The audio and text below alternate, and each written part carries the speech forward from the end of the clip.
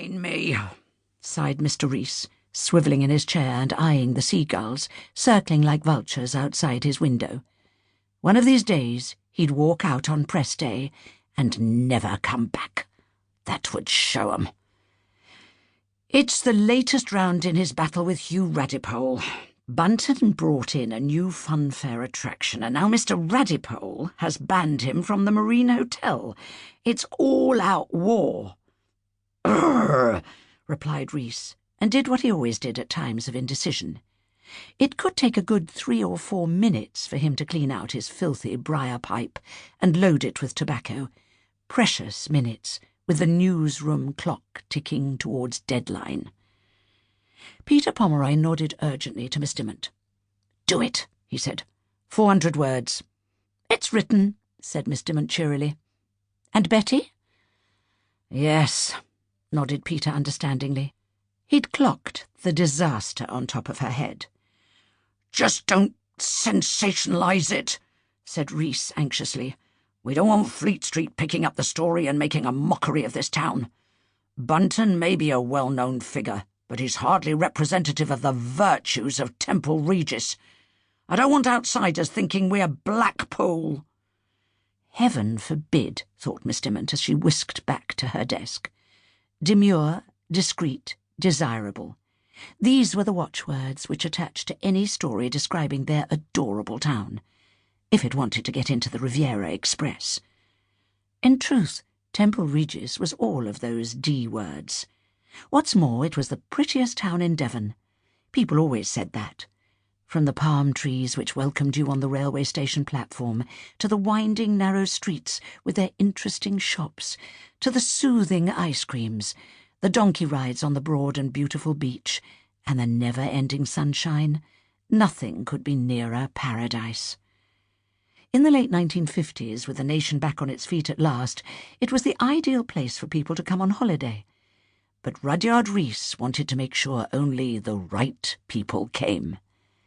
Indeed, the 2 people his chief reporter had just mentioned somehow summed up what was both right and wrong about the place. Hugh Radipole had bought the Marine Hotel after the war, put a not inconsiderable amount of money into refurbishing it, and to its smooth Art Deco halls welcomed some of the most distinguished people in the land. Their presence added tone and culture to the town. But then somehow someone had allowed Bobby Bunton in, and with him he dragged the knotted handkerchief brigade, the wrong people.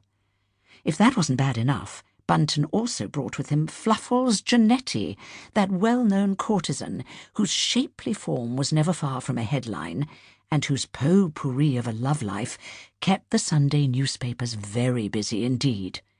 She loved the bar in the Marine, though apparently it no longer loved her, despite her impressive consumption of its many liquid offerings. There'd been a bit of a dust-up, with bottles smashed and a quantity of blood spilt.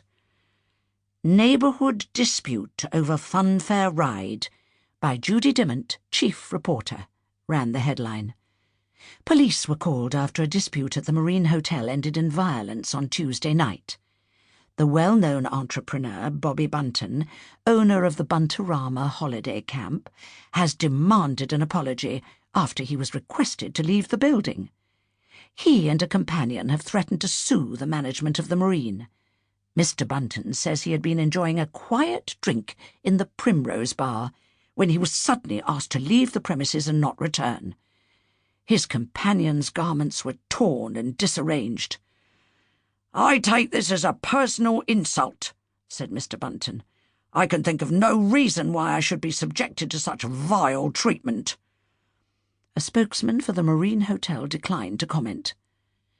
Buntorama, the 5th in Mr. Bunton's nationwide chain of holiday camps, opened last year on the site of the old Ruggleswick Army Camp. The camp is situated on land abutting the grounds of the Marine Hotel, and there have been reports of disputes between the 2 companies running the businesses. Since establishing Buntorama in 1948, Mr. Bunton claims to have provided cheap holidays for over 8 million people, and has become a familiar figure on radio and television. "People are entitled to have fun," he told the Express, "whatever they earn. My guests